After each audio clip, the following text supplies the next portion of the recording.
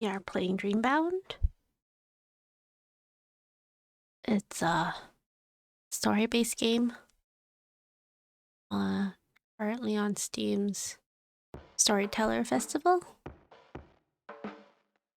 I had a few hiccups earlier with this one, so I know some of the story, not all of it. But it's a demo for the full game. And yeah. Good morning, good afternoon, welcome aboard. Because I was playing Dreambound today. It was 2:37 p.m. on a Friday. On this specific day, at this specific time, a funeral was being held. He was so young. How unfortunate. There would be many more Fridays, many more days where the clock would tick over to 2:37 p.m. Time would go on whether one person was here or not. So much talent wasted. What did it mean to be alive? What did it mean to be dead?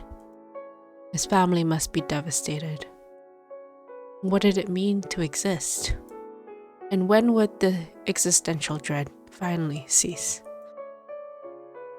A boy with brown hair sat in the corner alone.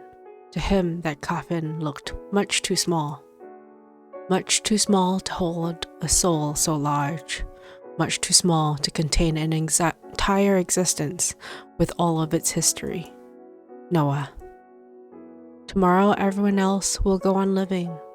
Tomorrow everyone else will forget. And if not tomorrow, then the next day. One day everyone forgets.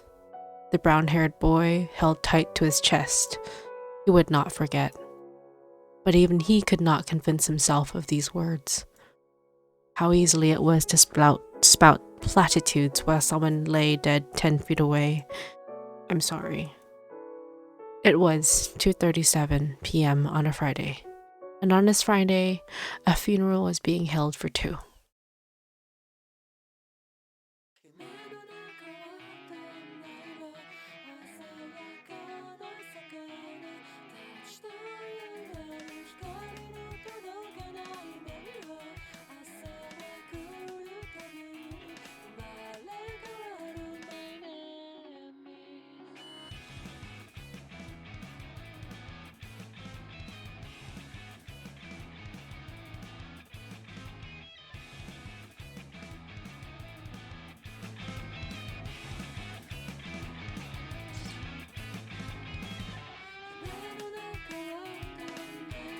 All die surrounded by black cliff.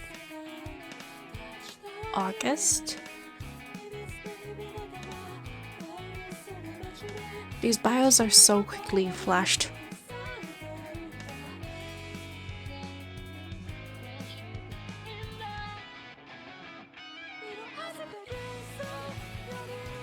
Ivan.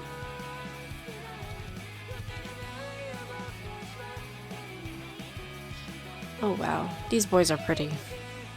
Too pretty for my taste, but maybe someone else's. Cane. Crow. I kind of like the juxtaposition of animation style and reality, like realism. Yam, Mag, and Caspi. Sinran. Ani Bangchu and Cathyris. Oh. Haruka Koe no Ike.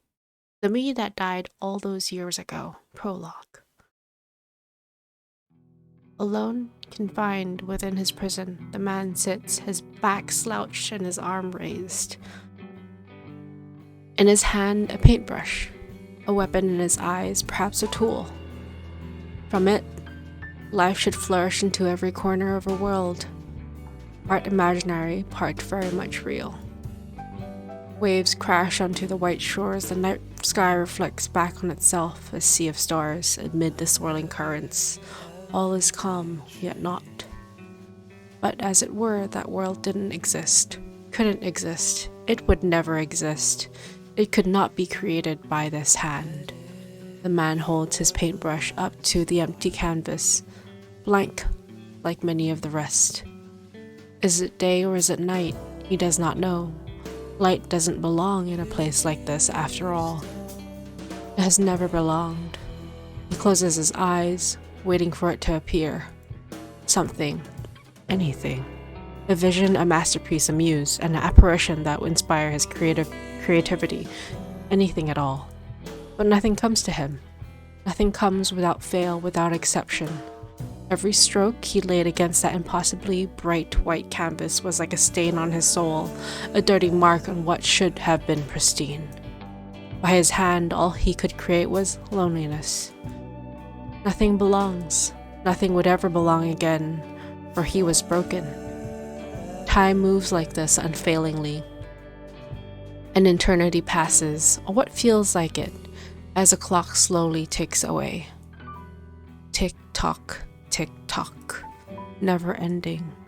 But what is time to someone with no time left to give? His hand shakes, he cannot force it to paint, yet he cannot set his hand down either. Behind his closed eyes, he wards off the tiredness he can feel at the edge of his consciousness. Perhaps a dream would help him paint.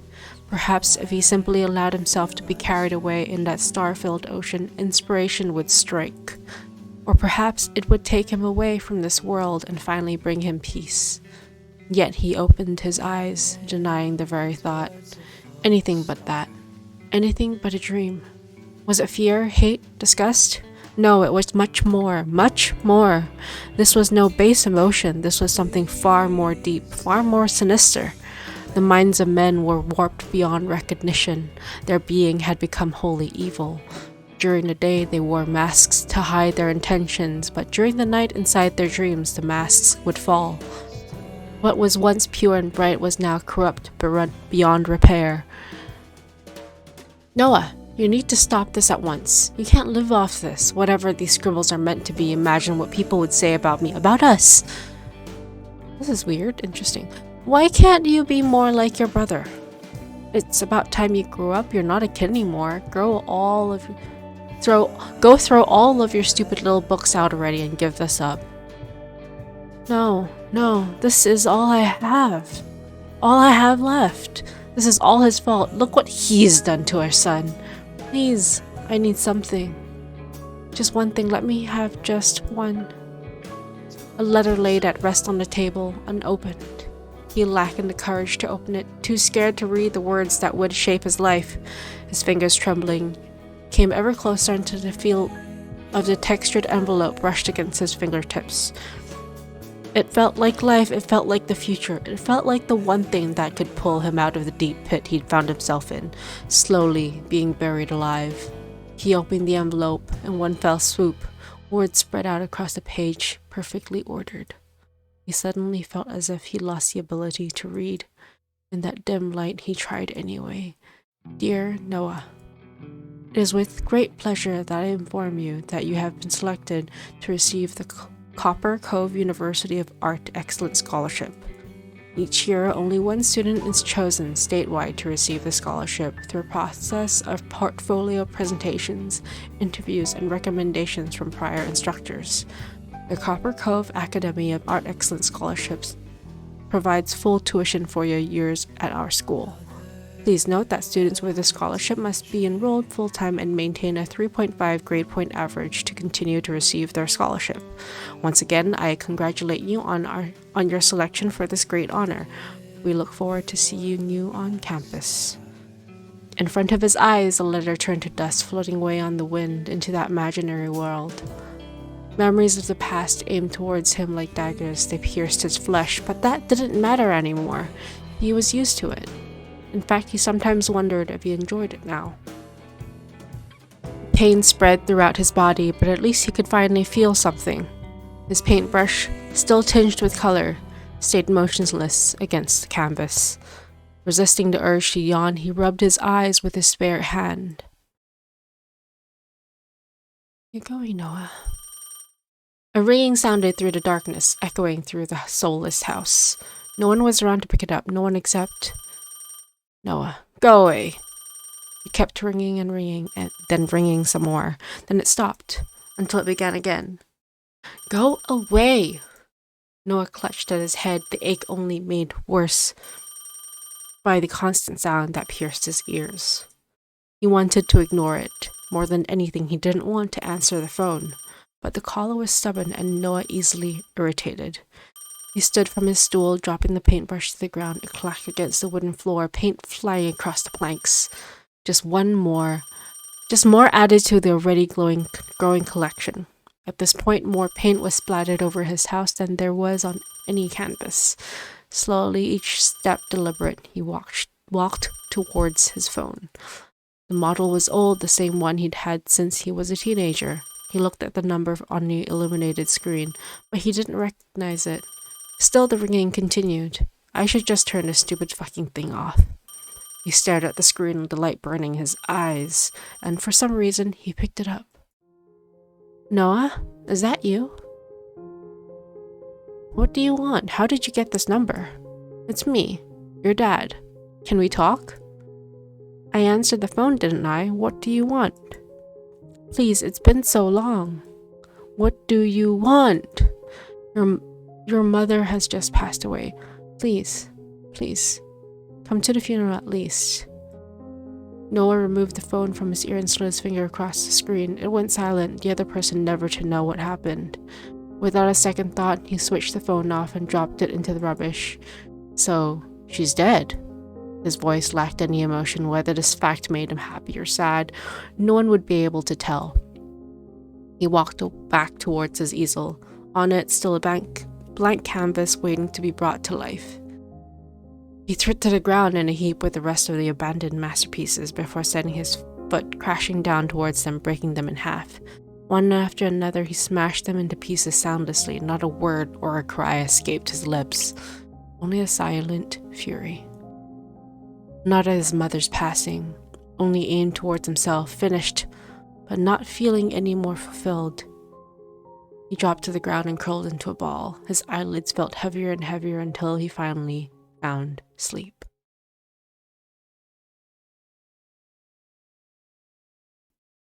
But even sleep wasn't so restful. Noah awoke to the sound of a key turning in a door, and the same door opening slowly. Footsteps started off slow before they sped up, coming directly towards him. But he didn't flinch or turn to look at who it was. If someone wants to kill me, let them. If they want to steal any of this shit, go for it.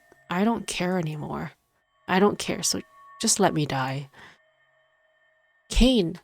Noah! What are you doing on the ground? Are you okay? Noah should have realized who it was, yet he somehow felt disappointed. Would have been better if it was someone here to kill me already. Noah, go away. I'm resting.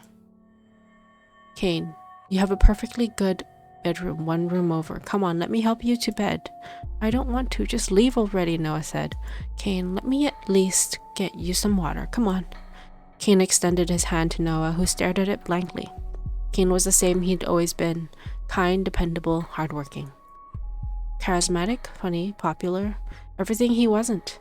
With a sigh, he took Kane's hand and let himself be guided towards a seat. He fished out a bottle of water from his bag, obviously brought in preparation for the visit. Must be nice living the kind of life where you buy bottled water. Noah took a sip, feeling the coolness make his throat hurt just a little bit less. Must have been a while since I last drank anything. I didn't notice. Noah? Kane says. I gave you that spare key for emergencies, you know. I'd say this counts as an emergency, wouldn't you? Noah, this has to stop. You need to get some help. Get outside. I don't know. Just... Things need to change, Kane says. Kane, you can't keep living like this. Noah angrily pulls away from Kane, a frown settling on his brow. Noah, no, nothing has to change. I'm fine the way I am. No, I didn't ask for your help, so stop butting into my life. Kane, you didn't need to. Look, this isn't like you. You didn't used to be like this, you know? He wouldn't want this for you either. You know that. Noah, shut up. Don't bring him up. Kane, he was my best friend too. I'm allowed to talk about him. And I'm certain this isn't what he wants you to do. A silence spread out between them as both looked away from each other, searching for what to say. Between them was a gap that didn't used to be there once upon a time. "How's your painting going?" "Noah, what does it look like to you?" Noah shrugged, but continued when Kane stayed silent. "Noah, I should just give up. There's no point anymore. I can't paint. I'm just wasting my time." Kane, "Of course you can. I've seen you paint before. I know what you're capable of." Noah, "Then why? Look around you. Why can't I do it anymore?" Kane, "Noah, it's too late. Everything feels dirty. There's nothing worth capturing left. I'm chasing a light that doesn't exist." "But look," Kane says, "you have plenty of nice paintings around." Noah looked between them. They morphed in his mind, becoming too ugly to even glance at. Noah, "They're nothing. They're less than nothing." Kane, "Noah, this is what the end feels like, I think. Wouldn't it be nice if the world just ended tomorrow?" Kane, maybe going out and experiencing some new things would help spark your passion. Meeting someone new, meeting new people would be good for you." Noah, "There's no point. I'll die surrounded by my blank canvases, and then finally, I'll have my only masterpiece." "Noah," Kane says. As if unsure about what to say, Kane found the remote and turned on the old small TV. A news presenter, dressed impeccably, read out the news with so little emotion you would wonder if she really cared about the words leaving her mouth. The TV. "Next up, we have some breaking news from directly on the scene. A number of bodies have been found with strange flower-like markings, first believed to be tattoos. Analysts say that no ink, pigment, or burn marks are featured on the victims, which has ground the investigations to a halt. Unless they can find out what these markings mean. Further proof that true art is found in death," Noah says. "Ugh, Kane." With a disgusted sound from deep in Kane's throat, he switched the TV off, as if deciding that silence would be better. Kane, "I'll ask you one more time, okay? Please let me help you." "I don't want your help," Noah says. "I just want you to leave me alone and to stop coming here." "We're friends, Noah. I'm not going anywhere." "I don't want any friends," Noah says. "I don't deserve any. I don't want the only person left that matters to me to betray me too. Better if you just leave now." Kane, "I'm not going anywhere. I promise." Noah, "I told you to leave, not stay." As if on cue, Kane stood, producing another water bottle from his leather bag. He stepped closer and closer until he stood in front of a potted plant, the only bit of life left in the entire house. He watered it slowly, deep in thought. "Kane, make sure you look after this, all right? I can't stop by every day." "I am," Noah says. "Good." Kane. Finished. Kane walked towards the door and opened it wide. Noah shielded his eyes from the sun. "I just want to see you go back to your old self, all right?" Kane says. "I want to help you." "Noah, he doesn't exist." He shut the door with a soft thud. Once again, he was alone. "How I prefer to be." Noah stood from his stool and wobbled as the room spun around him. His head still ached, and he could feel a deep hunger in the pit of his stomach. "When was the last time I ate?" Uneasy on his feet, he slowly found his way into the kitchen. Noah's kitchen was as bare as ever. He hadn't even ever used it, really. Most of the time, he'd ordered something to be delivered, or better yet, skip eating. His money was limited, and he'd always put his paint supplies over anything else. Noah reached up to open a cupboard, knowing full well it was bare, when he smelled something. Food. His eyes found a container left on a table with a small note. He picked it up. It read, "Enjoy. I'll bring some groceries around soon, Kane." He wondered for a moment whether he should accept it or not, but eventually his stomach won out against his stubbornness, and he sat down at his dining table alone to eat it. While he sat, he thought. He really hated it when he thought. How easily can he just come and go when I'm stuck in here like a corpse in a coffin, buried alive? But what of it? I don't care anymore. That sunlight I haven't seen for years, it suits him, not me. My friends, family, all fake, twisted, corrupted. Just like me, nothing is pure, nothing. Except he brought the fork to his lips, slowly nibbling at the home-cooked food Kane had brought. Still a good cook. He really does have everything going for him these days. Suddenly he froze, a terror crawling over him. His head throbbed, and his stomach lurched. Then he fell. His fork dropped to the table, abandoned. Ooh, spinny spin. The world spun around him until it disappeared, spinning, filling his body with a dread oh so familiar. He squeezed his eyes shut, begging silently for this to stop. He didn't want to be here. He wanted to be home. But when he peeked out of his tightly shut eyes, his home was long gone. His surroundings were still blurred around him, and his body felt as if it were being ripped in all directions, as if at any moment he could be torn into shreds. But he wasn't, and he knew this feeling well. With a thump that didn't reflect how long he'd been falling, he hit the ground. When he opened his eyes again, he saw darkness all around him. Not a human darkness, but a darkness that was something more, something sinister, something threatening, a place no one belonged. Noah quickly got to his feet and checked himself over. No injuries. His eyes darted around the bleak, dark landscape. Nothing stood out to him. No one awaited him. This isn't what it's usually like. What's going on? I want to go home. Please, I just want to go home. He knew full well what was required of him. His footsteps were slow and careful before speeding up in desperation, searching for the person who could free him from this nightmare. He walked and walked and walked some more until his feet ached with deep blisters. Yet he still walked because the alternative wasn't something he wanted to face. Behind him, nothing. In front of him, nothing. If he was walking in circles, he wouldn't have known. His feet touched ground to a halt when he finally saw something, or someone. A man curled up in a ball, sitting in the distance.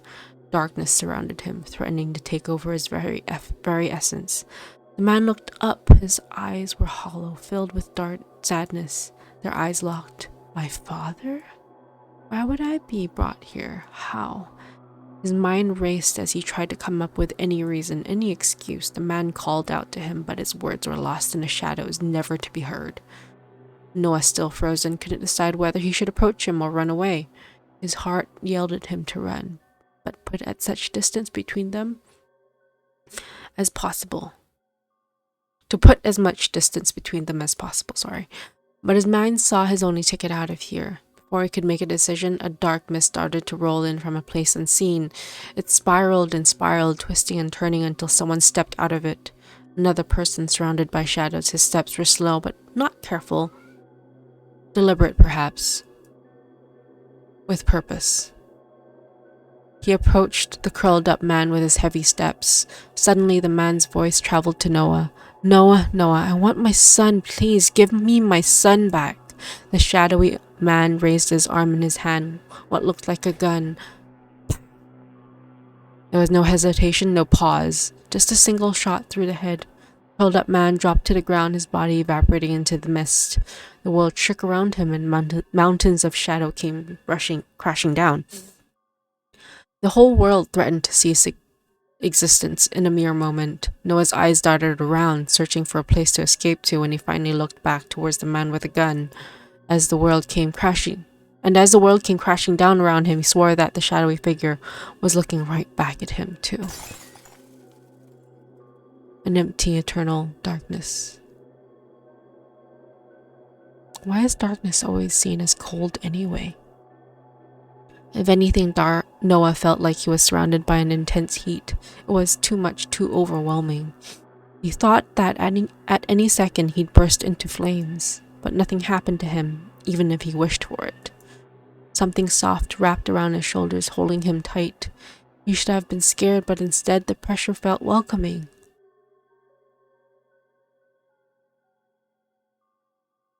Alright, ladies and gents, we are stopping here for now.